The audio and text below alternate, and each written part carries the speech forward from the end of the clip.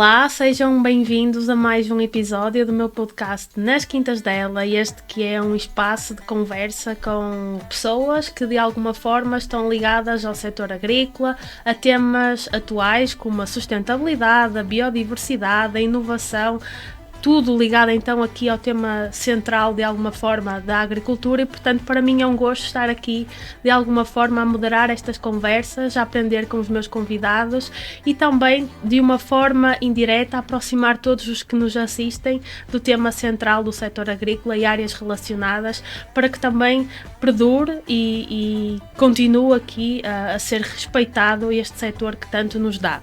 Hoje eu recebo o Filipe Carvalho, economista, enófilo e entusiasta do mundo do vinho e da sustentabilidade. Atualmente ele lidera a direção comercial e de marketing da Tree Flower Solutions, uma startup biotech portuguesa que criou o Chest Wine, uma alternativa natural aos sulfitos. Vamos explorar então neste episódio como é que o vinho pode ser mais natural, mais justo e mais ecológico com o nosso convidado. Portanto, olá Filipe, muito obrigada por estares aqui. Olá Rosa, antes de mais obrigado pelo convite, para estar aqui na tua quinta, portanto as quintas dela, da Rosa. É um prazer estar aqui a falar da Tree Flower Solutions e em particular do nosso produto inovador e disruptivo para o mundo do vinho, que é o Chest Wine. Nós estávamos aqui a conversar em off que o tema do vinho não é dos que eu mais domino, mas eu prometo que me preparei para esta conversa e portanto certamente que também eu vou aprender muito com as tuas partilhas. Eu queria começar aqui esta conversa focando, antes de chegarmos aqui ao Chest Wine, ao teu percurso pessoal e profissional até chegares aqui a esta inovação que terás também a oportunidade de falar. Como é que se passa de uma carreira sólida no mundo empresarial para liderar um projeto de inovação biotecnológica ligado ao vinho? Como é que foi esta passagem? Isto porque eu estive aqui a ver o teu percurso e de facto, embora estejas sempre ligado ao mundo dos negócios, esta foi uma transição que aconteceu na tua vida para chegares então aqui a este mundo dos vinhos. Como é que tudo isto aconteceu?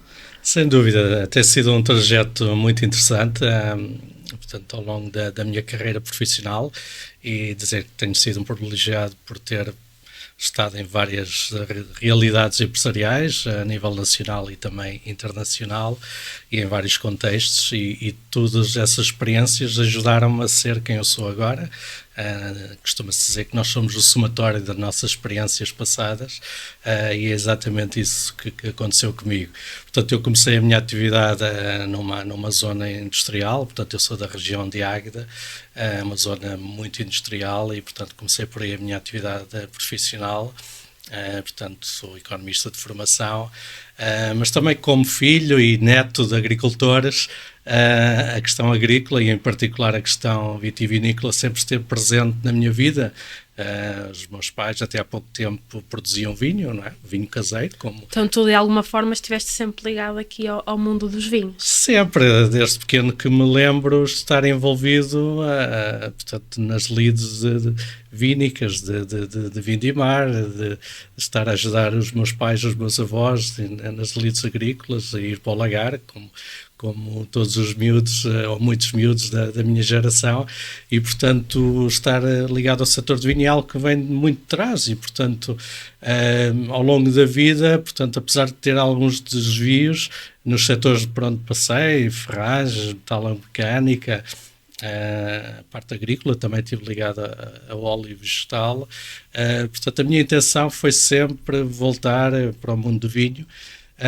Infelizmente surgiu a oportunidade e um convite para participar nesta startup, que é a Tree Flower Solutions, um projeto muito interessante, ligado à academia, portanto, conhecimento científico do IPB, do Instituto Politécnico de Bragança, e, portanto, em boa hora aceitei este desafio de liderar a direção comercial e de marketing, e já estou na empresa há 2 anos e tem sido um desafio muito, muito interessante. Já vamos agora aos desafios, portanto, do que tu estás a partilhar, tu sempre estiveste então ligado aqui ao mundo dos vinhos. O que é que te apaixona neste mundo dos vinhos? O que é assim as características que tu vês no mundo dos vinhos que mais te põem os olhos a brilhar? Olha, eu olho para o vinho como um elemento intrínseco da nossa cultura em Portugal.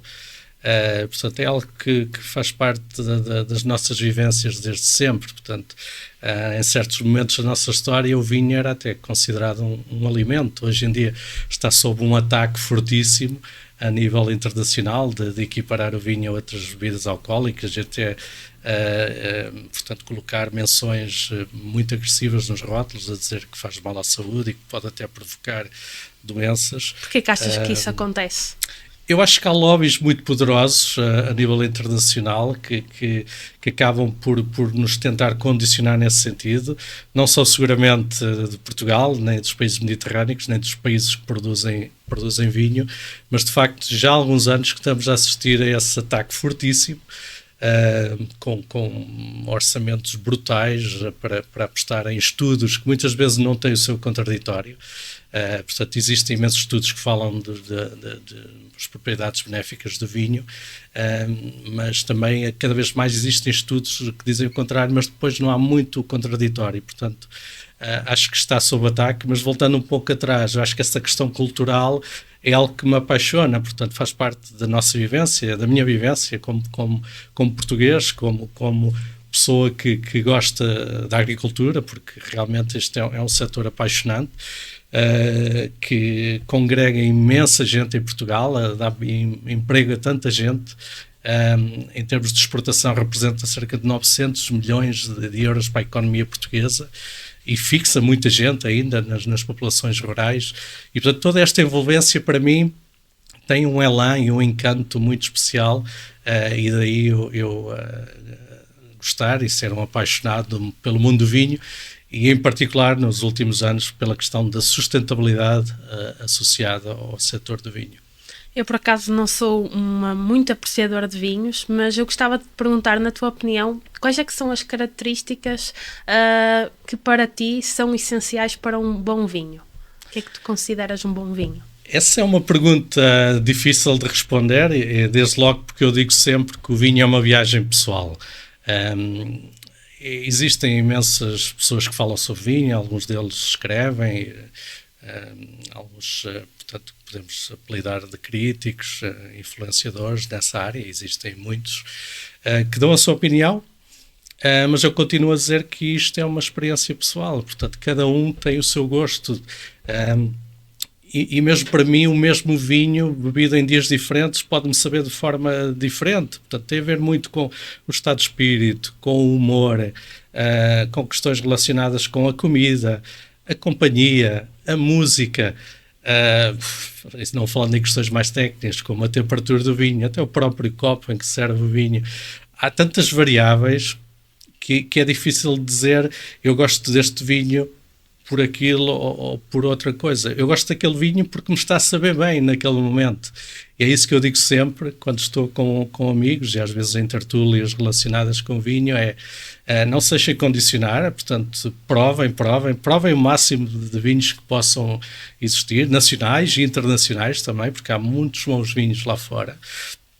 E criem o vosso palato, a vossa opinião. Olha, eu gosto deste, porque sim, não deixem que alguém vos condicione e dizer, não, este vinho tem aqui uns aromas a amoras, a frutos vermelhos, alguns vão buscar alperces e outras coisas, até notas de escritoras um bocado esotéricas que eu não me revejo, mas acima de tudo o vinho é uma viagem pessoal e portanto cada um tem o seu palato, cada um tem o seu gosto, e como disse, portanto cada um vai formar a sua opinião e certamente um bom vinho para mim não é um bom vinho para ti e vice-versa e portanto, tendo em conta sempre estas variáveis e estas dimensões que eu falei anteriormente. Certamente tu, na tua profissão, acabas por presenciar e estar em bastantes eventos relacionados com o vinho, tens a oportunidade de falar com outros enólogos, outros produtores de vinhos e mesmo em eventos internacionais. O que é que tu achas, como é que achas que é visto o nosso vinho, o vinho português lá fora? Achas que a imagem é positiva? Se há ainda arestas a limar? O que é que tu tens a dizer sobre esse assunto? Olha, eu acho que o vinho português está numa boa onda, portanto está cada vez a ser mais reconhecido lá fora, portanto a sua qualidade é é intrínseca e é inquestionável. Nós temos um património de castas nativas de mais de 300 e cada vez mais há trabalhos a decorrerem para descobrir ainda mais castas, algumas que estão ainda em vinhas velhas e novos clones que estão um pouco desconhecidos. E, portanto, temos esse património que é único. E aquilo que eu sinto quando vou a feiras internacionais é que as pessoas estão um pouco cansadas das castas internacionais e, portanto, os estilos de vinho também estão cada vez mais parecidos. E, portanto, estão à procura de coisas diferentes. E Portugal tem isso para oferecer. Tem as castas nativas, tem terroirs únicos, tem regiões espetaculares em Portugal, com microclimas únicos, com terroirs muito, muito próprios, que confere essa autenticidade das nossas castas e do nosso terroir, que eu acho que os consumidores internacionais estão cada vez mais a olhar para Portugal.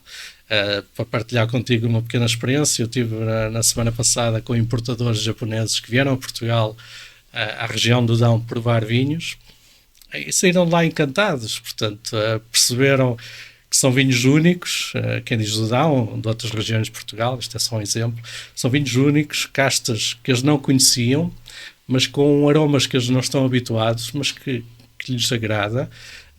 E que certamente foram para o Japão encantados. Ainda hoje recebi 2 e-mails que estão realmente muito, muito interessados em explorar a possibilidade de ter vinhos portugueses, mais vinhos portugueses no Japão, que já existem bastantes.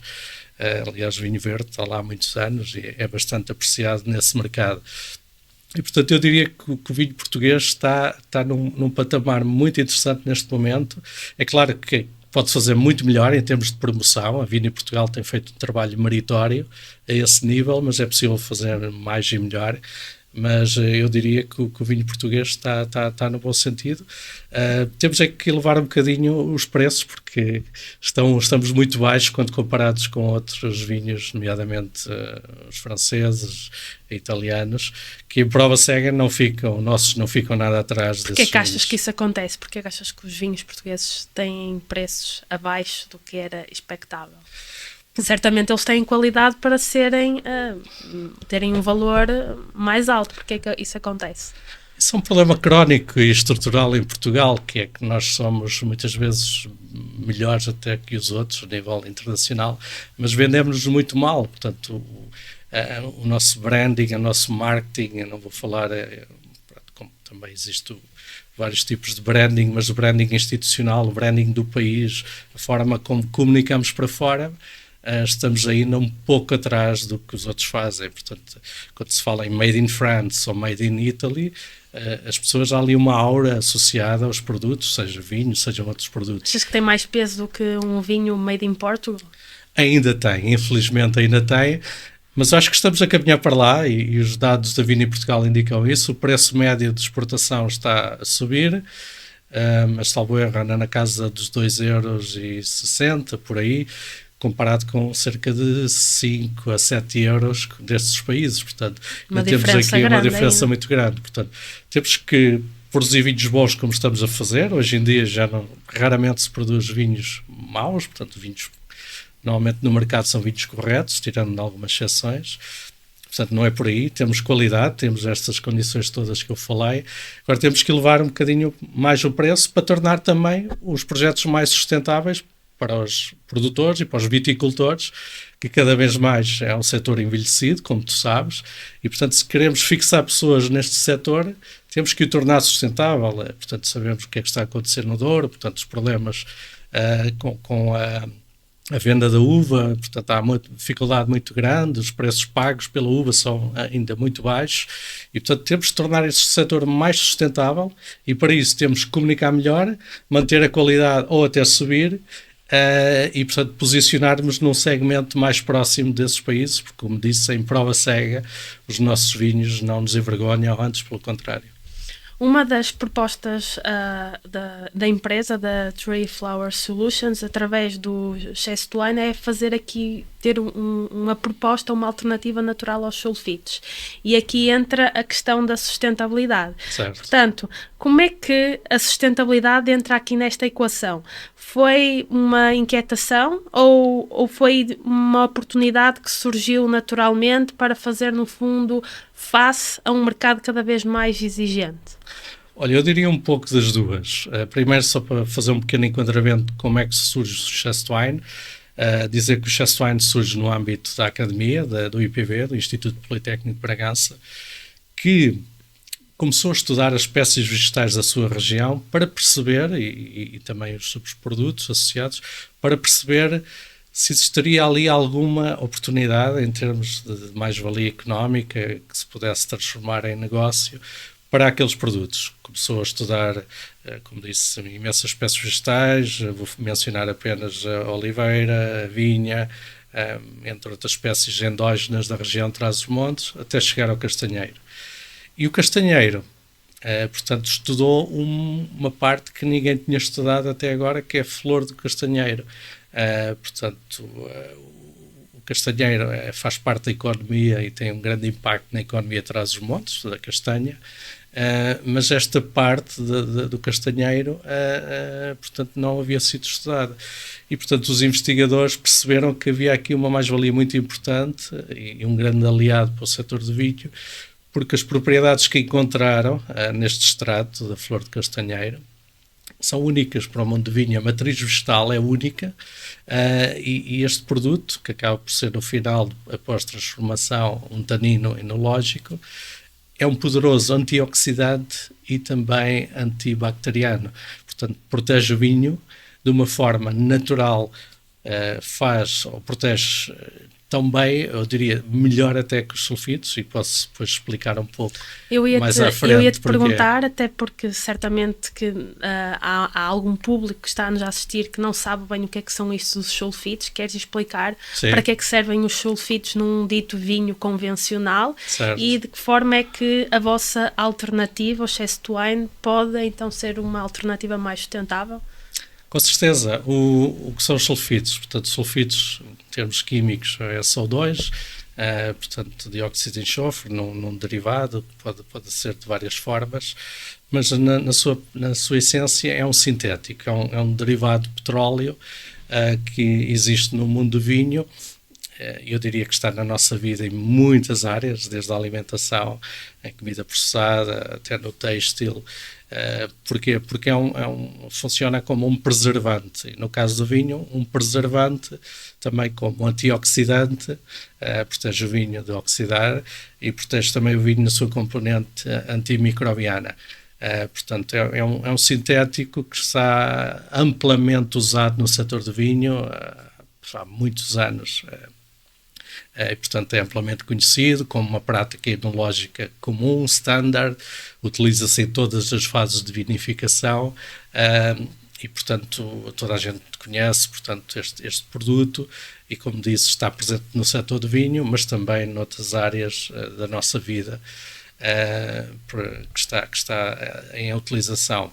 O Chest Wine tem uma proposta de valor diferenciada. O Chest Wine, ao contrário dos sulfitos, não é um sintético, é um produto 100% natural, derivado, portanto, de um extrato da flor de castanheiro. Portanto, é engraçado porque o castanheiro tem dois tipos de flores, a flor macho e a flor fêmea. Depois da polinização, a flor macho cai no solo e a flor fêmea continua o seu trabalho e depois dá origem à castanha. Portanto, nós não estamos a afetar o ciclo natural da árvore, do castanheiro. Estamos a aproveitar um subproduto, e daí a questão da sustentabilidade e da economia circular, porque estamos a aproveitar um produto que até agora não era utilizado para nada, ficava no chão todos os anos.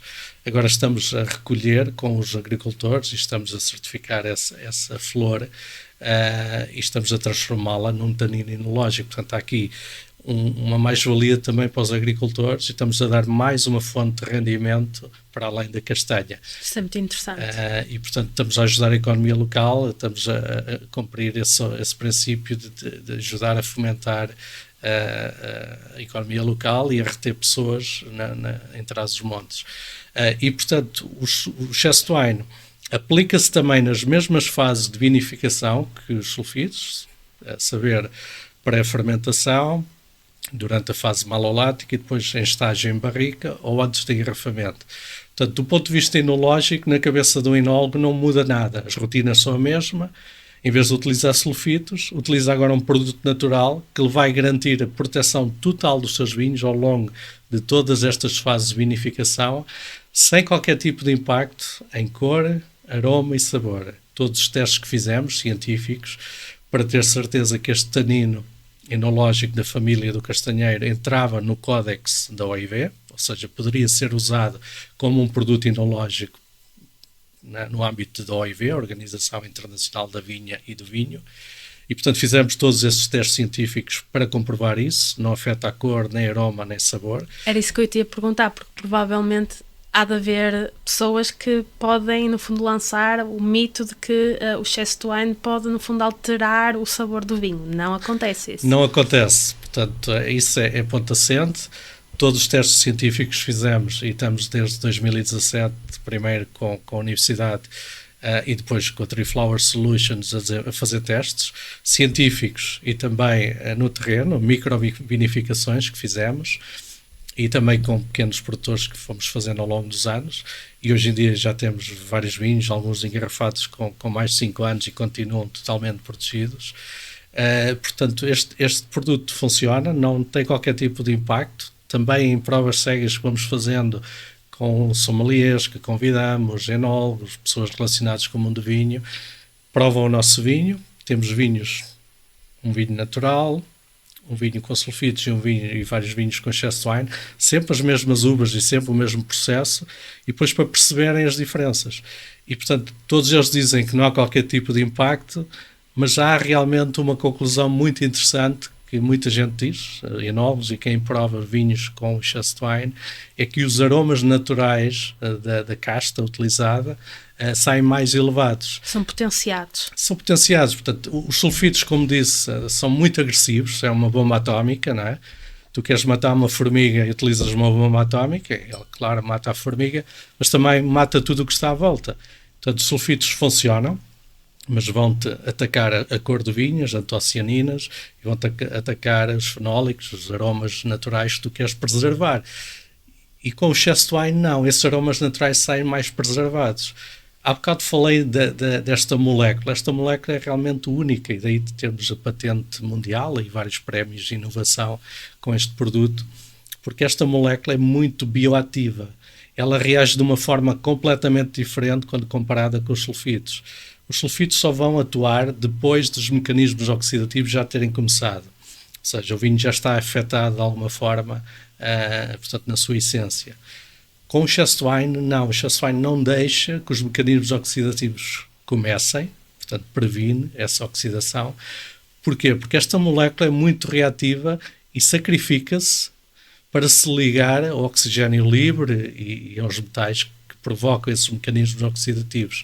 Então é um poderoso antioxidante e uma molécula única a nível de matriz vegetal. E, portanto, os vinhos que utilizam excesso de wine são vinhos que estão protegidos, mas protegidos de uma forma mais natural, com uma alternativa natural. Atenção, a nossa mensagem não é diabolizar os sulfitos, não é para isso que estamos aqui. É dizer que nós somos uma alternativa natural aos sulfitos. E, portanto, quem quiser utilizar um produto natural, 100% natural, com zero impacto no seu vinho, mas que lhe garanta que o seu vinho está protegido, porque sabemos que há muita gente que produz vinhos naturais, mas também muitos desses vinhos saem para o mercado com defeitos, temos que o dizer, e muitos deles não duram muito tempo em garrafa, acabam por se tornar vinagre em pouco tempo, o ácido acético é muito elevado. Portanto, agora é possível fazer vinhos sem qualquer tipo de sulfitos, mas com a garantia de que eles estão protegidos, e com essa também nuance e conclusão interessante que os aromas naturais, a identidade do vinho e do terroir saem mais elevados quando comparado com os sulfitos. Achas que o consumidor e o consumidor dos vinhos atualmente está consciente do impacto dos sulfitos na sua saúde ou não? Começa a estar. Devo dizer que lá fora encontrei mais essa preocupação do que em Portugal, embora em Portugal também tive um amigo que me ligou uma vez, sabia que eu estava neste projeto e disse: indica-me alguns vinhos sem adição de sulfitos. Eu digo sem adição de sulfitos porque não posso dizer sem sulfitos, porque há sulfitos que são naturais do próprio vinho, podem vir da própria vinha, dos tratamentos que se colocaram na vinha, tratamentos de enxofre e outros, ou até do próprio processo de fermentação. Portanto, não se pode dizer que um vinho não tem sulfitos, porque tem sempre sulfitos, mas são sulfitos naturais, portanto, produzidos pelo próprio processo ou que vieram da vinha. O que nós podemos dizer e colocar nos rótulos, como este vinho tem, e eu posso apresentar, é que diz sem sulfitos adicionados, ou seja, durante o processo não foram adicionados sulfitos, só contém os sulfitos ditos naturais. E, portanto, esse amigo dizia-me: olha, diz-me 2 ou 3 vinhos sem adição de sulfitos, porque eu tenho um amigo que tem alergia aos sulfitos. Estima-se que 1% da população mundial desenvolve algum tipo de reação alérgica aos sulfitos, seja erupções cutâneas, seja asma, até reações mais graves. Portanto, 1% da população mundial é muita gente. E, portanto, pelo menos essa franja da população já tem esses cuidados, de ingerir menos sulfitos nos vinhos e em tudo o resto que consome, na comida processada, etc. E depois temos também outra franja da população que está à procura de vinhos mais naturais, de pouca intervenção, que sejam mais saudáveis, e eu diria até, e já vejo isso lá fora, que estamos perante o surgimento de uma nova categoria de vinhos, que é vinhos sem adição de sulfitos. Em França já vemos isso, nas prateleiras de supermercados, portanto essa categoria já está muito vincada, já vi em Itália, mesmo alguns países mais maduros, como os monopólios nórdicos, o Canadá e os Estados Unidos, estão também a olhar para esta nova categoria e a pedir aos produtores ou para reduzir a sua dose de sulfitos ou para até eliminar. E eu diria que é uma questão de tempo até irmos a um restaurante e olharmos para uma carta de vinhos e encontrarmos um segmento a dizer vinhos sem adição de sulfitos. Portanto, para te responder diretamente, sim, existe essa preocupação, mais lá fora do que ainda aqui em Portugal, embora Portugal acabe também por ir um pouco a reboque. Eu acredito que mais cedo ou mais tarde também essa preocupação vai aumentar em Portugal, e não é por acaso que temos muitos produtores já connosco, e depois posso falar um bocadinho mais sobre isso à frente. Por falar em produtores, tu trouxeste-me aqui este vinho, queres falar um pouco sobre ele, porquê de o trazeres, quais é que são as particularidades? Sim, portanto este vinho que eu trago aqui portanto, é de um produtor que é Quinta do Montalto, da região portanto, do Tejo, da biorregião de Ourém, que foi agora nomeada biorregião. Portanto, é um produtor que trabalha nesta área dos vinhos bio já há muitos anos, e que ouviu falar do nosso projeto e na última vindima quis trabalhar connosco, e portanto fez a primeira vindima connosco. Eu trago aqui um vinho tinto, fez também um vinho branco, neste caso é o Pim Pam Pum, portanto um vinho orgânico, 100% sem adição de sulfitos. Portanto, os sulfitos que estão aqui são os sulfitos naturais que eu falei há pouco, mas 100% sem adição de sulfitos, que lançou agora para o mercado, e portanto eu quis trazê-lo para mostrar como exemplo, e depois vou-te deixar para tu provares à noite e tens também a tua opinião. Portanto, um vinho feito com as castas nativas da região, portanto passou também um pouco por barrica, mas pronto, a ideia é realmente dar aqui um exemplo de um vinho da colheita de 2024 que já está a aparecer no mercado. E como este, muitos outros, portanto, sexta-feira vou estar noutro produtor na região da Beira Interior, que também já engarrafou, e muitos outros vão engarrafar muito em breve. Portanto, a dizer que na última colheita trabalhámos com produtores da região do Alentejo, do Tejo, da Beira Interior, do Douro, de Trás-os-Montes, da Bairrada, dos Vinhos Verdes, da Madeira, enfim, quase todas as regiões de Portugal, que produtores que perceberam que esta é uma mais-valia utilizar este produto e que vão claramente posicionar o seu vinho num segmento diferente, nessa tal categoria que eu te falei há pouco.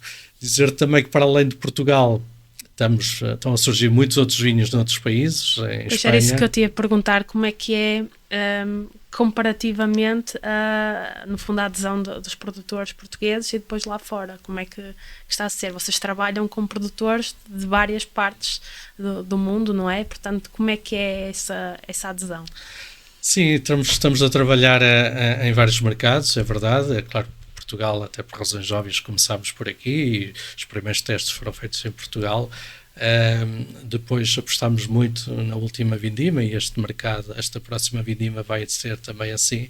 Vamos apostar muito em 4 mercados: Portugal, Espanha, França e Itália, sem descurar outros mercados que também. Porquê esses mercados? Por alguma razão em específica? Porque são grandes produtores de vinho, portanto são produtores tradicionais, são produtores que depois nos vão ajudar a abrir outras portas, nomeadamente no Novo Mundo. Portanto, ainda há esta dicotomia de velho mundo e novo mundo. Portanto, o velho mundo de vinho é a Europa, o novo mundo, portanto, as Américas, a África do Sul, a Austrália, os Estados Unidos, e por aí. E, portanto, acreditamos que estes mercados são mercados mais maduros, mas que depois vão nos ajudar a abrir portas. E também porque não temos quantidades ilimitadas de produto, e dizer isto, o nosso produto vai ser sempre para nicho de mercado. Nunca vamos massificar este produto, até porque o nosso posicionamento é claramente superior ao dos sulfitos, portanto vai ser sempre nicho de mercado. No fundo, para atingir a qualidade e não tanto a quantidade? Sim, sim. Achas também. que a partir do momento que se começa a trabalhar muito em escala, que se perde um pouco a qualidade do produto? Neste caso eu não iria tanto por aí, eu iria mais pela questão do posicionamento, até em termos de custeio. O nosso produto não é claramente para um vinho de gama baixa, um vinho de escala, de volume, porque aí as margens são muito pequenas, anda-se a trabalhar ao cêntimo. O nosso produto é claramente para vinhos de gama média para cima, em que depois também se pode vender com uma margem superior, porque temos estudos de mercado que indicam que os consumidores estão preparados para pagar mais, cerca de €1,5 a €2, por vinhos sem adição de sulfitos, e portanto o produtor que utiliza este produto vai também posicioná-lo num segmento superior, em que vai depois também comunicá-lo melhor. €1,2 por garrafa acaba por ser muito num volume Sim, total. sim, acaba por ser interessante. O produtor vai, se tiver um bom storytelling, e claramente nós temos aqui uma boa história para contar, como já viste. E o rótulo é bastante apelativo também. Pois, neste caso falo da história do Chestwine em si, portanto um produto natural, 100% português, a sustentabilidade, aposta na sustentabilidade, na economia circular, portanto todo esse storytelling, se for bem contado no rótulo de um vinho, o produtor vai conseguir posicioná-lo num segmento superior, e portanto aquele input que iria ter acima com o Chestwine, portanto acaba por compensar depois na venda. Mas portanto, voltando aos países, dizer que começámos por esses países: Itália, Espanha e França, e alguns pequenos testes a decorrer na Califórnia, África do Sul, agora mais recentemente na Argentina. Mas todos os vinhos que estão a sair para o mercado agora, todo o feedback que temos tido tem sido muito positivo, e temos muitos testemunhos que podem ver nas nossas redes sociais, de produtores e enólogos que estão a falar na primeira pessoa da sua experiência com Chestwine e os resultados que obtiveram. E portanto, para nós isso é muito bom ouvir que as pessoas estão satisfeitas, e que acima de tudo os vinhos que estão a sair para o mercado estão a ter esse feedback muito, muito bom. Eu acho que não te cheguei a perguntar há quanto tempo é que está no mercado o Chestwine? Sim, o Chestwine, como disse, os primeiros testes começaram em 2017, depois temos feito microvinificações. O 2024 foi o nosso ano zero, o nosso primeiro ano a nível comercial, com quantidades muito limitadas. Este ano vai ser o nosso segundo ano, de uma forma mais intensa, mais séria. Mas como disse, já temos vinhos engarrafados, fizemos um vinho com adega maior, portanto, em 2000, portanto está agora a fazer 5 anos, um vinho que na altura o enólogo disse que era fazê-lo nas piores condições, no pior cenário, uvas que não estavam grande coisa, algumas até com botrytis, um vinho bastante magro, com 10 graus de álcool, mas a ideia era realmente testá-lo nessas condições. E o vinho, passados 5 anos, abrimos as garrafas e ainda está totalmente protegido. E portanto, quer se gosta ou não se gosta do vinho, isso já é outra questão, como falámos anteriormente, isso vai depender do gosto pessoal, mas tecnicamente o vinho está protegido passado esses 5 anos. E portanto, começámos no ano passado, mas já temos muitos anos de testes, portanto, e com muitos resultados positivos. E durante estes anos de implementação do negócio e crescimento, digamos assim, quais é que foram as principais dificuldades? Sim, as principais dificuldades, e comentávamos isso há bocado em off, e isso não é exclusivo de Portugal, o setor de vinho continua a ser um setor muito tradicional, muito fechado. Tem vindo a melhorar ao longo dos anos e nos últimos, diria, 10, 15 anos foi feito grandes investimentos, não só na vinha, mas também nas adegas. Hoje em dia não é concebível lançar para o mercado um vinho com defeitos, portanto, hoje a técnica está muito apurada e esses grandes... E a concorrência também é grande. A concorrência é enorme, o setor está sob uma pressão enorme e daqui a um bocado posso falar um bocadinho das minhas experiências da última viagem que fiz à Rioja na semana passada. E portanto o setor é tradicional, quer queiramos, quer não, pouco dado ainda à inovação, embora tenha melhorado. E essa tem sido das principais dificuldades que temos encontrado, não só em Portugal, mas confesso que Portugal e Espanha existe uma cultura ainda muito conservadora em relação a produtos inovadores, não é? Se eu utilizo um produto toda a vida, porque é que vou estar a mudar por outro? Embora este seja totalmente diferenciado e a proposta de valor seja diferente, claramente diferente, mas as pessoas, se fazem uma coisa assim toda a vida, porque é que vão mudar? E portanto essa tem sido uma barreira que temos encontrado, mas também a forma que nós temos explicado o projeto, eles percebem, alguns produtores, claro que como tudo na vida, há os early adopters, aqueles que querem estar na linha da frente, os pioneiros, e depois há aqueles que é como Santo Tomé, ver para querer, deixar o meu vizinho fazer, e depois se correr bem com o vinho dele eu vou fazer a seguir. Vou ver se corre bem no outro e depois se correr bem aplica em mim. Exatamente, e portanto temos dessas vertentes, mas felizmente estamos a ser bem recebidos. Itália tem sido uma aceitação muito boa, a França também, Portugal e Espanha também com o seu ritmo, um ritmo diferente, mas também estamos a chegar lá, e outras partes do mundo que nos estão a contactar. Temos tido uma grande projeção em termos de mídia internacional, inclusive é uma grande conhecedora do mundo dos vinhos, que é a Jancis Robinson, já falou sobre nós, como uma das inovações a seguir no setor de vinho, e portanto existe uma grande atenção relativamente ao nosso produto a nível internacional, e em Portugal, em Espanha também vamos chegar lá num ritmo diferente, mas essa tem sido a principal dificuldade, mas é uma dificuldade que se consegue ultrapassar com o tempo. Agora, hoje em dia, os produtores que já estão connosco já vão repetir as vindimas, já estão a aumentar as quantidades para esta vindima de 2025 e, portanto, não há maior prova de confiança do que essa. É um enólogo ou um produtor voltar para nós e dizer: eu nesta vindima quero continuar a trabalhar convosco e quero aumentar as quantidades, quero aumentar a litragem de vinho que quero fazer convosco. É sinal que as coisas estão a correr bem, não é? Portanto... Sim, é um caminho que temos de percorrer, sabemos que há muito ainda por percorrer. Dizer também que este produto, nós estamos sempre uma preocupação de otimizá-lo cada vez mais e temos um pipeline de investigação muito grande na empresa. O Chest Wine é só o primeiro produto da empresa. Haverá outros sempre ligados aos extratos naturais,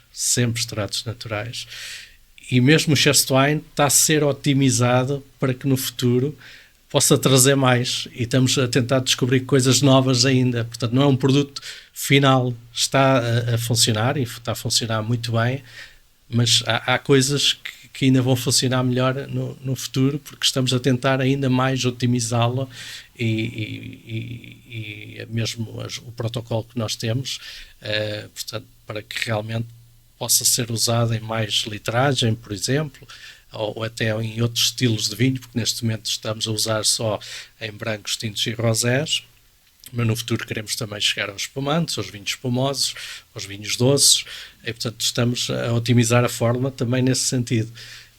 E portanto dizer que é um caminho que estamos a percorrer, mas que estamos a percorrer com consciência e com visão estratégica para onde queremos ir. Agora eu gostava que nos focássemos aqui na questão da sustentabilidade, dado que também é uma proposta e um objetivo do Chest Wine e também da Three Flowers Solutions. Queria que te perguntar, e focando aqui nesta questão da sustentabilidade, quando se fala na questão do vinho e do ambiente, quais é que são os grandes desafios que um produtor precisa de encarar para também ter a sua produção sustentável? Isto porque hoje em dia a sustentabilidade é um tema que está na moda e, portanto, é uma exigência que é estendida a todo o setor e, portanto, os produtores, para se manterem no mercado e terem o seu produto valorizado, precisam, no fundo, de garantir que todo o processo ele é sustentável. Quais é que são os desafios maiores nesse sentido? Sem dúvida, o tema está na ordem do dia e muitas vezes, portanto, utiliza-se até de uma forma exagerada, portanto, em alguns contextos. No setor do vinho, a questão da sustentabilidade, como diria, na nossa vida, até na nossa vida pessoal, a sustentabilidade é algo que nos deve preocupar a todos, não é? Os recursos do planeta são finitos. E, portanto, todos nós sabemos aquelas estatísticas que chegamos ali a meio do ano e já esgotámos os recursos naturais do planeta. E, portanto, é algo que nos deve preocupar a todos como cidadãos do mundo e depois também o setor em si, em particular. O setor tem vindo a fazer o seu caminho. Existe até um selo da sustentabilidade, uma certificação que existe, promovida pela Vini Portugal, que se pode colocar nos rótulos dos vinhos, e essa certificação obriga a uma checklist de muitas coisas para cumprir, desde logo na vinha, portanto é aí que se faz o vinho, não é? Costumo dizer, portanto não pode restar dúvidas, o vinho faz-se na vinha, portanto temos que começar na origem e temos de tratar bem a vinha. Portanto, as boas práticas no manejo da vinha são muito importantes.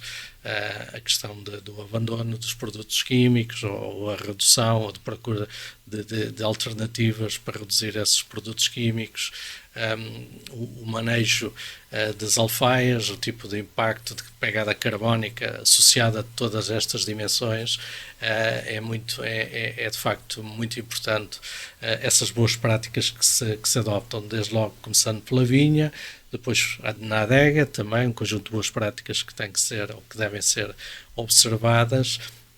E depois na parte final, num tema que eu gostava de pegar muito, que está na ordem do dia, e a Three Flowers Solutions faz parte de uma entidade que se chama Sustainable Wine Roundtable, que é uma plataforma internacional que promove boas práticas ao nível da sustentabilidade do setor de vinho.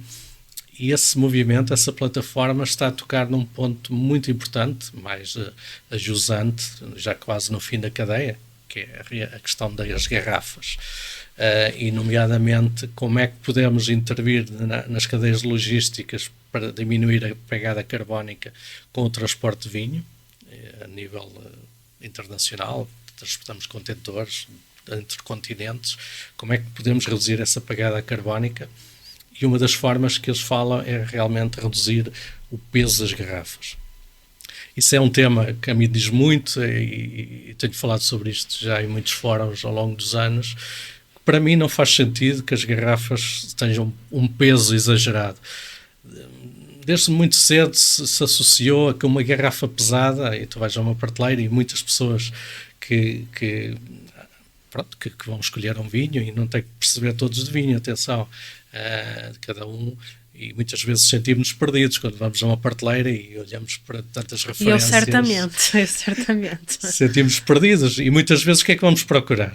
Vamos procurar se a garrafa tem selos, se tem prémios, às vezes é um indicador, o rótulo, se é bonito ou não, se é apelativo ou não, se é sexy, ao olhar. Outras vezes pegamos na garrafa, isto é uma garrafa pesada, deve ser bom.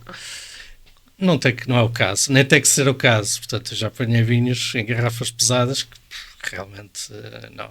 E já agora que estás a pegar nesse assunto, para uma pessoa leiga que quer ir buscar um vinho ou escolher um vinho no supermercado e não percebe nada do assunto, como é que pode fazer uma boa figura a escolher um vinho? Há assim alguma dica que queiras partilhar?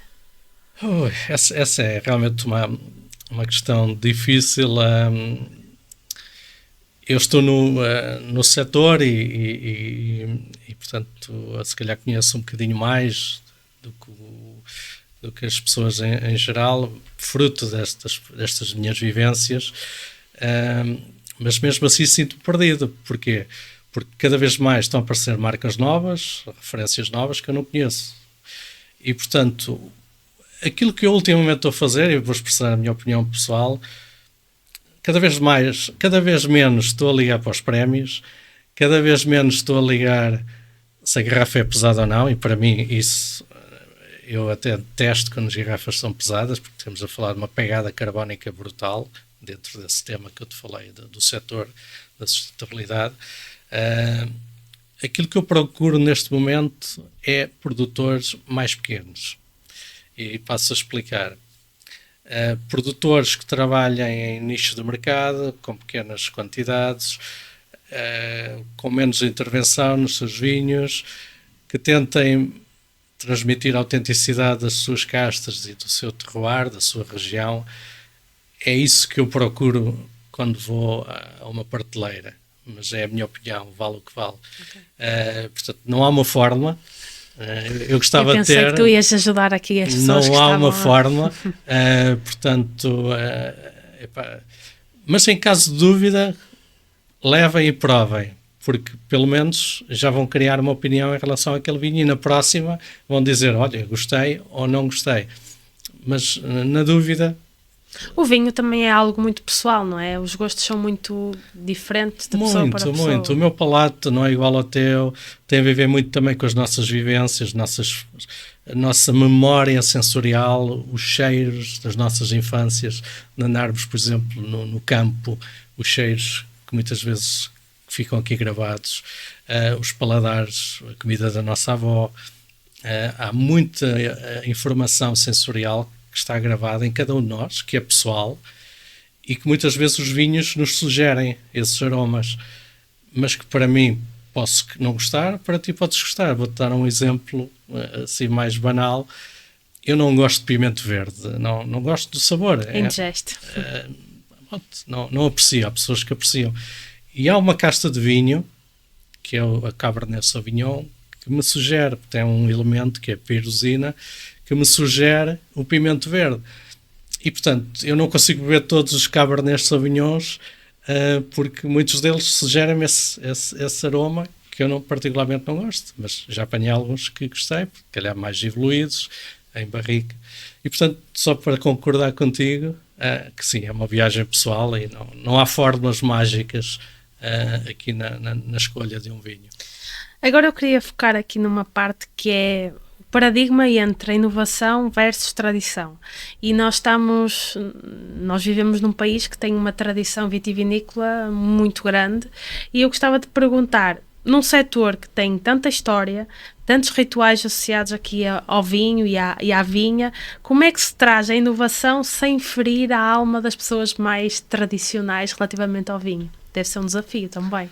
Sim, é um desafio quando se coloca na mesma frase inovação e setor de vinho, por vezes podem parecer conflituantes, mas não tem que ser. Portanto, aliás, ao longo da história o setor foi inovando e foi evoluindo, se calhar não tão rápido como outros setores, mas evoluiu.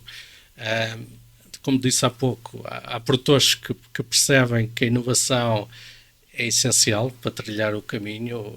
As tendências de mercado indicam-nos isso, ao nível do que é que o consumidor pretende nos vinhos, a nível da questão que falámos há bocado, da sustentabilidade, até em termos técnicos, aquilo que eu falava há bocado. Se tu podes produzir um vinho utilizando um produto natural, te vai substituir um sintético, e este sintético, por sua vez, te vai retirar, porque é muito agressivo, coisas que tu queres preservar no vinho e que este produto te garante que te vai preservar, parece-me evidente qual é a mais-valia de um produto quando comparado com outro. Portanto, a tradição, sempre fiz isto, sempre fiz desta forma, neste caso com os sulfitos, embora, mais uma vez, não estamos aqui para diabolizar os sulfitos, portanto vão continuar a estar presentes nos vinhos e na nossa vida. Mas se podemos utilizar um produto natural que me consegue preservar mais os aromas naturais da uva, a cor, portanto, os elementos fenólicos, em última análise o terroir, que é aquilo que um enólogo e um produtor quer, é que a pessoa, ao beber o seu vinho, possa ser transportado para aquela região e para aquele produtor e saber, bolas, eu estou a beber um vinho, por exemplo, desta região do Dão. Há aqui características únicas que me saltam à vista, os solos graníticos, a frescura do vinho, a acidez. Portanto, e depois as castas nativas, falando, por exemplo, do Touriga Nacional. Se temos um produto natural que consegue elevar esses aromas naturais da casta e temos um produto que retira e que é um pouco castrador desses elementos naturais que nós queremos preservar e os enólogos querem preservar, parece-me evidente que a inovação tem espaço aqui e que pode realmente aliar-se à tradição. Portanto, não estamos aqui a dizer que vamos criar uma nova prática enológica, não. Portanto, este produto utiliza-se nas mesmas fases de vinificação que os sulfitos, só que em vez de se utilizar um, utiliza-se outro, com resultados claramente melhores para o produtor e para os enólogos. Há pouco tu falavas aqui da ligação também à academia, não é? Para também à investigação, para também, no fundo, trazer aqui soluções que venham responder a necessidades do mercado e a problemas do mercado, e surgiu depois, nesse âmbito, o Chest Wine. Como é que tu vês, agora, relativamente à tecnologia, a implementação de tecnologia no setor? Achas que é bem-vinda ou ainda é vista por um fragmento do setor vitivinícola mais tradicional como uma ameaça em muitas adegas?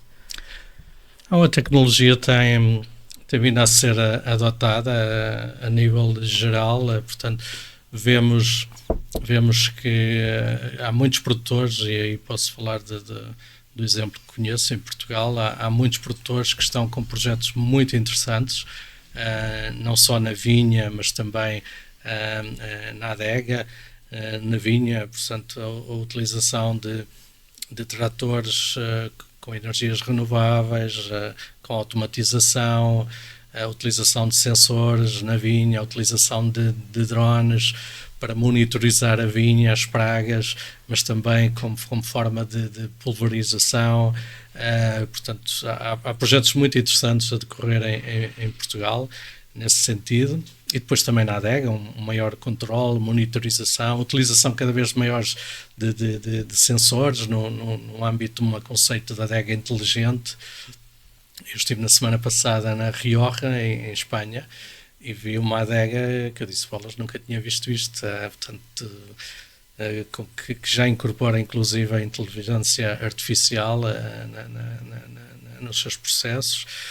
Eu olhava para uma consola e parecia que estava numa nave espacial, portanto, dentro de uma adega, e portanto eu acho que a tecnologia está a entrar, e portanto é claro que há produtores com uma maior dimensão e com uma estrutura que lhes permite investir mais em tecnologia, pois há aqueles pequenos produtores que têm mais dificuldade, até pela sua dimensão, e portanto que vão um pouco atrás, mas que vão também cada vez mais apostando na inovação e na tecnologia, portanto no seu ritmo, portanto pequenos investimentos, à medida que vão conseguindo introduzir na sua cadeia e no seu processo, mas sim, a tecnologia parece-me inevitável e o que está a acontecer a nível mundial de uma forma tão rápida, as transformações, que a IA hoje no setor do vinho é uma realidade que veio para ficar, e portanto os produtores devem utilizar também essa ferramenta nos seus processos e também na forma como comunicam e vendem o seu vinho. Agora eu gostava que nos focássemos aqui, há sempre uma parte nestas conversas que é associada aos mitos e verdades, associados, digamos assim, à área de atuação do convidado, da pessoa que está a ser entrevistada neste podcast. Eu gostava de te perguntar quais é que são, na tua opinião, os maiores mitos que ainda circulam no mundo do vinho? Há assim algum que tu achas mesmo que deve ser desmistificado? Eu acho que deve ser desmistificado desde logo o conceito que estávamos a falar aqui há pouco de ser um setor tradicional e que não é aberto a inovações. Portanto, apesar de haver se falar muito disso, eu acho que o setor cada vez mais está a apostar na inovação e, portanto, acho que cada vez mais isso é um mito. E portanto não me parece que se possa agarrar essa expressão como algo adquirido. As pessoas perceberam e eu dizia isso na minha viagem à Rioja e há bocado, só para voltar um pouco atrás, o setor está a passar por algumas transformações grandes, desde logo por uma grande desequilíbrio entre a oferta e a procura. O mercado está inundado de vinhos. O consumo mundial de vinho está a cair há várias décadas e, portanto, produtores como a Austrália, o Chile, Espanha, Portugal também, portanto, França, entre outros, têm imensos estoques de vinho que não sabem o que é que vão fazer aquilo e, portanto, hoje em dia estão a ser pagos para fazer podas verdes, a receber esses subsídios para fazer podas verdes ou até, no final, a destilar o vinho. E, portanto, há aqui um grande desequilíbrio. O setor está em grande convulsão, em grande transformação e, portanto, alguma coisa tem que ser feita. E é aquilo que eu dizia a produtores na Rioja. Vocês estão desanimados e eu percebo porquê, mas este é o momento para olhar para esta crise como uma oportunidade também. E uma oportunidade para inovar, para demonstrar que o setor, apesar de ser tradicional, consegue inovar. Utilizando, por exemplo, o Chest Wine ou adotando essas tecnologias que eu falei há pouco, por um lado para baixar custos, por um lado para se diferenciar dos restantes e posicionar-se noutros segmentos. Portanto, ou se inova ou se morre alegremente. Era o que eu dizia em Espanha na semana passada. E, portanto, esse mito eu acho que vai cada vez mais ser ultrapassado.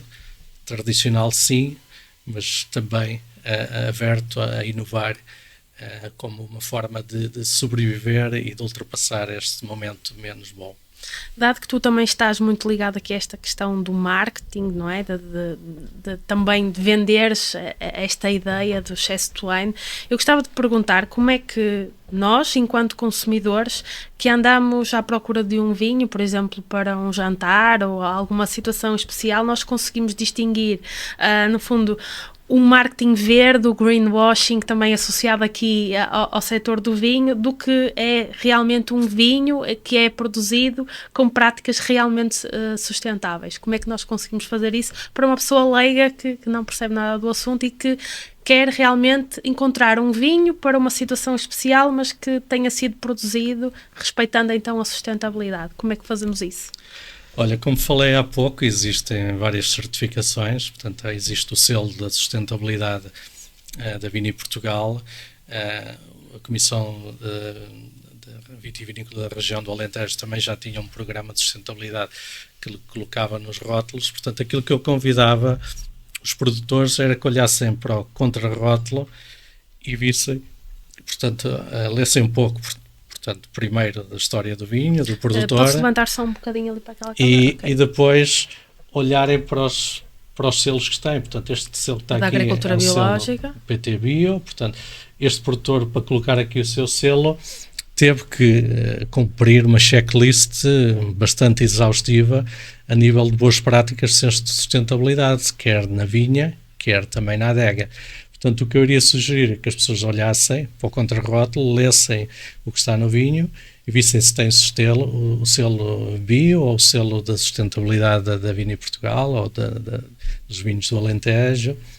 Se vissem neste caso, portanto, que não, tem esta menção, sem adição de sulfitos, portanto, veem que este vinho não levou nenhuma adição de sulfitos durante todo o processo e no futuro, até porque criámos um logo para colocar, Chest Wine, portanto, no added sulfites. Portanto, se encontrarem isso no rótulo, vão ter a certeza, ou pelo menos garantias muito grandes, que o seu vinho obedeceu uma checklist de requisitos muito fortes que estes produtores tiveram que cumprir e que são auditados para manterem as suas certificações. Portanto, se procuram vinhos com menos intervenção, portanto, se calhar mais saudáveis e que respeitem o tema da sustentabilidade, esse é um bom indicador, olhar para as certificações e olhar para a história que está no contrarrótulo. Agora nós já estamos de meio para o fim, mas há sempre aqui uma parte no podcast que é o preferias, em que eu te dou 2 opções e tu escolhes uma, não precisas de justificar. Vamos a isso. Preferias juntar-te a uma cooperativa de pequenos produtores que partilham valores sustentáveis ou liderar sozinho uma revolução ecológica numa região menos explorada?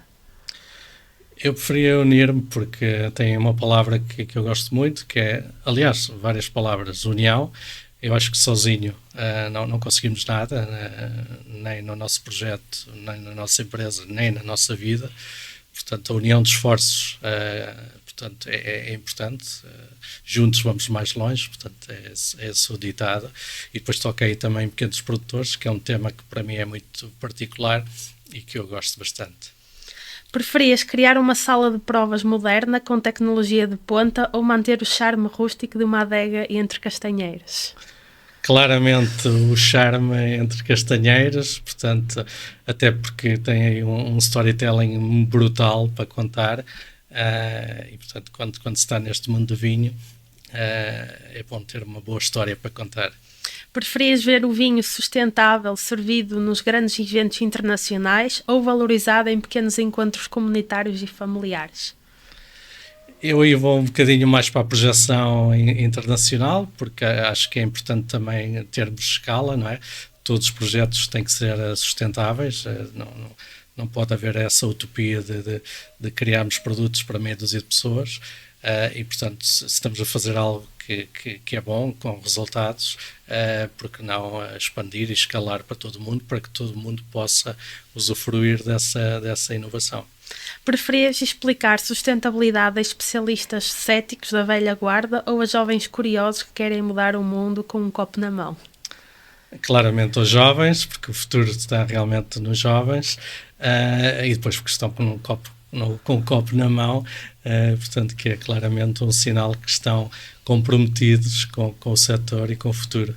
Preferias dedicar-te a visitar aldeias e formar pequenos produtores ou a trabalhar a partir do laboratório focado em soluções técnicas para o setor? Claramente estar com as pessoas, eu gosto de estar com as pessoas, gosto de aprender com elas e aprendo imenso com as pessoas mais humildes, os pequenos produtores que tenho encontrado por esse mundo fora, claramente estar com eles e não estar fechada num laboratório. Por último, preferias transformar Bragança num polo de referência da inovação sustentável no setor vinícola ou influenciar políticas públicas nacionais para apoiar mais produtores verdes? Essa é difícil, mas claramente vou escolher Bragança, porque acho que se Bragança, e dizer que já o é de uma forma, porque o conhecimento que é produzido em Bragança, no IPB e todos os institutos que estão relacionados com o IPB, são enormes. Bragança já é, em termos de papers científicos, citado em todo o mundo. E, portanto, tornar Bragança um polo de referência a este nível acabaria por ser um farol para atrair políticas públicas e, portanto, e criar outras regiões como Bragança noutras partes do mundo. Eu costumo pedir às pessoas que venham aqui conversar comigo para me darem uma sugestão de um livro, mas hoje eu vou fazer diferente e vou-te perguntar uma sugestão de um vinho. Se há assim algum vinho que te ficou na memória e porquê? Há muitos vinhos que me marcaram na vida, mas não vou falar em marcas, vou falar de algo mais pessoal, de um vinho que o meu pai fez há uns anos atrás. Como disse, fazia vinhos caseiros, e que fazia sempre vinhos brancos e vinhos tintos. E naquele ano, o meu pai não sabe como é que fez, mas o vinho branco transformou-se em espumante. E portanto foi uma alegria para todos nós. É claro que as rolhas rebentavam todas porque não sabíamos o que é que estava a acontecer. Esse vinho ficou na minha memória porque foi a primeira vez que eu vi o meu pai a produzir um vinho espumante e que foi uma alegria para toda a família e para todos os amigos. Há sim alguma pequena mudança que seja simples e prática que qualquer produtor vitivinícola consegue fazer já hoje para se tornar mais sustentável na sua produção? Há sim alguma coisa? Aí vou ser muito clara, portanto, porque não testar o Chassedoine? Portanto, como referi, é um produto enológico altamente comprovado e testado há vários anos em várias regiões. É um produto natural quando comparado com o sintético e com provas dadas e que consegue realmente preservar o vinho e elevar os aromas naturais do vinho. Portanto, era uma das mudanças que eu sugeria a qualquer produtor de vinho a testar e quem sabe já nesta próxima vindima. Agora uma pergunta assim mais pessoal, o que é que te move e te inspira a continuar neste caminho do Chassedoine e do mundo dos vinhos? O que é que te move? Move em primeiro lugar a paixão pelo vinho, é algo que eu diria que quase que me corre pelas veias, não literalmente, mas corre desde a infância, portanto o amor ao setor, saber que o vinho é muito mais que uma bebida, portanto há aqui uma componente social, cultural muito forte que eu vejo no vinho, as pessoas, as terras, as histórias que estão por trás do vinho, portanto tudo isso é uma paixão que me leva a estar ligado a este mundo e sinceramente não me vejo a estar a trabalhar noutro setor no futuro. Portanto, é algo que me apaixona. Depois, associar isso a um contexto de uma empresa que é uma startup que aposta em inovação e em produtos 100% naturais, portanto, aliar esses dois mundos da inovação e da paixão por um setor, portanto, não pode haver melhor casamento.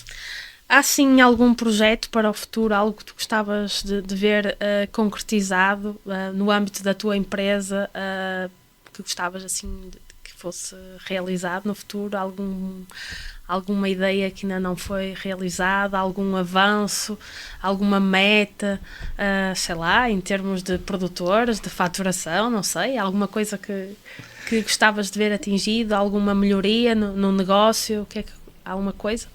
Sim, é claramente dizer que, portanto, somos uma empresa que vai agora celebrar 5 anos e, portanto, fizemos o nosso caminho, mas ainda há muito a percorrer, sabemos para onde queremos ir no futuro, temos a nossa visão estratégica muito, muito clara e sabemos que vamos sempre trabalhar ao nível de produtos naturais.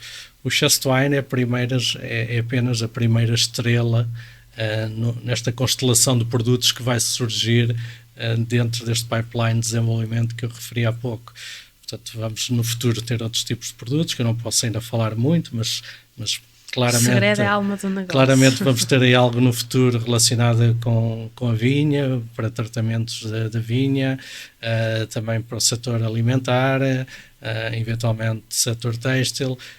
Portanto, há aqui um pipeline de desenvolvimento muito largo em que os investigadores estão a trabalhar, alguns já estão mais próximos de sair, ready to market, como é o caso do Chassedoine, mas outros ainda demoram mais algum tempo. Mas claramente no futuro a Tree Flower Solutions vai ter muito mais produtos de origem natural para oferecer e portanto eu acho que vai ser muito interessante também poder trabalhar nessas dimensões e nesses setores que aí vêm. Agora, para quem está a assistir e ficou curioso em saber mais sobre a Tree Flower Solutions, onde é que pode encontrar? Redes sociais? Sim. Site?